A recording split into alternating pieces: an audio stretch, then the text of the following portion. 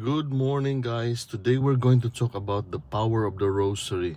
The power of the rosary according to Satan, as he was forced to reveal by the exorcist Father Gabriel Amorth, the former Vatican exorcist. He said, "Every Hail Mary of the rosary is a blow to the head for me. If Christians knew the power of the rosary, it would be the end of me."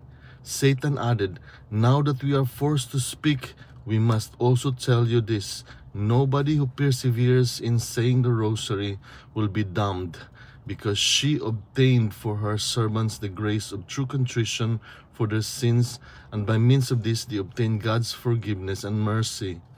To another exorcist, the devil said, "The rosary is a strong weapon against all of us demons." "The rosary destroys me," said Satan.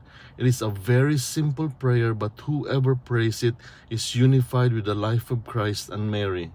It even annoys us whoever has it in his hand, even if he is not praying it." Furthermore, the devil added, "He who prays it in his family has special protection. I cannot enter the house. I have not given permission." In those families, even if there's only one person who prays it, he can save the rest of the family. The Madonna gives many graces, so many graces, I cannot stand it.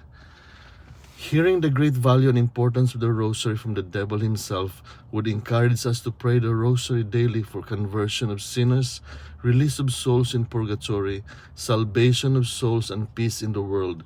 We must not delay. We should start praying the rosary daily. What have we to lose? We'll just gain God's favor and the Blessed Virgin's protection. Thank you.